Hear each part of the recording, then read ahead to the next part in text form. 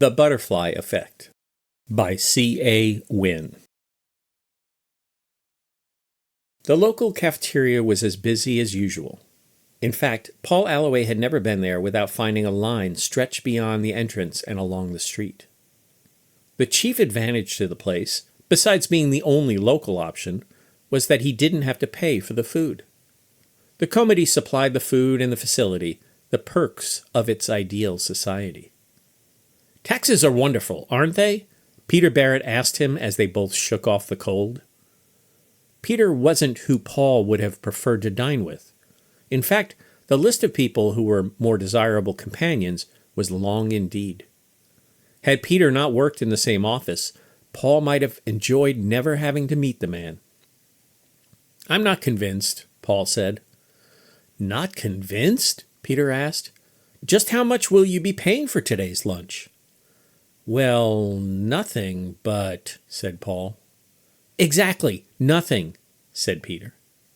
"Except that I've already paid through my taxes," said Paul. "Your debt to the perfect society, Mr. Alloway," said Peter. "That's what your taxes are." Paul had endured this conversation with Peter more times than he cared to remember. It wasn't an argument he was likely to win. "The latest one is a prime example of what I mean," said Peter, undeterred by the other's silence. "Another one?" asked Paul. "It's been on all the screens, Paul. Where have you been?" The line shifted forward. Paul glanced at the explique on his left wrist. The device informed him that 20 minutes of his lunchtime had already evaporated. On its screen fell the first few drops of rain. "Sometimes I wonder about you," Peter continued. "How do you remain so ill-informed? Do you turn off your explique?" "This explique has not been turned off in 32 days, 14 hours, 6 minutes, and 45 seconds, Paul's explique responded. Peter shook his head. "You need to keep up with these things. We live in historic times here on Undara. At long last, each of us will contribute to the fullest extent possible." "I guess I thought we already did," Paul said.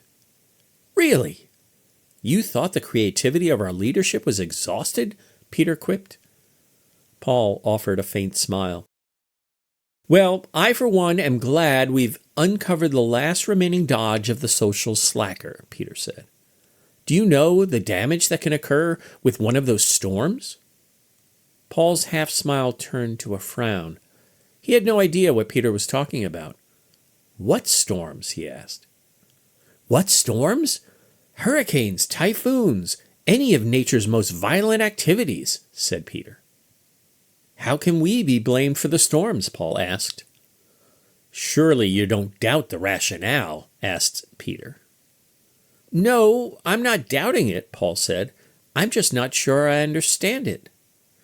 "It's the butterfly effect. How could it be clearer than that?" Peter barked. Peter had attracted the attention of others. As the line shifted forward, several heads turned to listen and observe the conversation, collars turned up against the rain. Peter was boisterous and self-assured, qualities that lent themselves to such notice. They were also the attributes Paul most disliked about the man. "But you don't need an actual butterfly, right?" Paul asked. Peter scanned the faces in the crowd, offering them a look of disbelief. When his eyes fell on Paul, he rolled them upward. "What are you talking about?" "You said it was the butterfly effect," Paul said. The butterfly effect is a well-known theory about how small things like butterflies can cause changes in the weather. You've heard that before, haven't you? Peter asked. "Oh, yes, I suppose I have," said Paul. "Of course you have," Peter insisted. "And you know how small a butterfly is. So if something that small can cause a cyclone—" "Butterflies cause cyclones?" Paul interrupted. "In theory, of course, they do," said Peter. "But only in theory," asked Paul.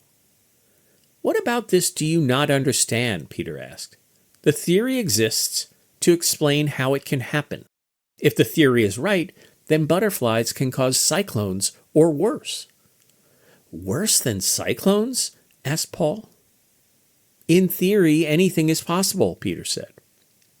When the line shifted forward again, the pair was finally within the cafeteria.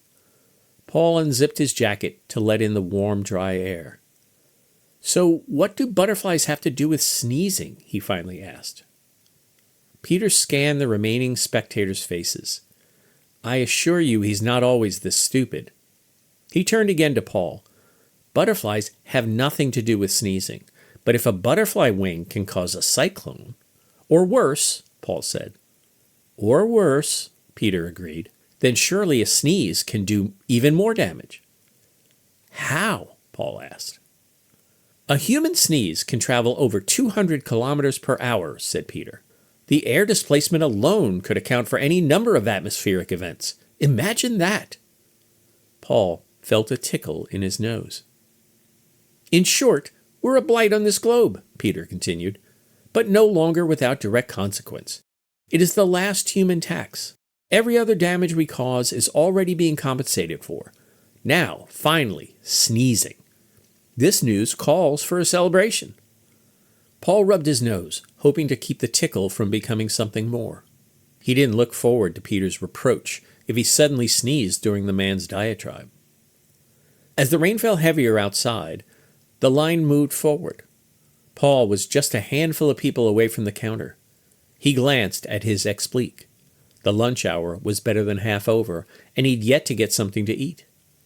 When he looked up, he found Peter had a satisfied grin. "What do you have to say to that?" asked Peter.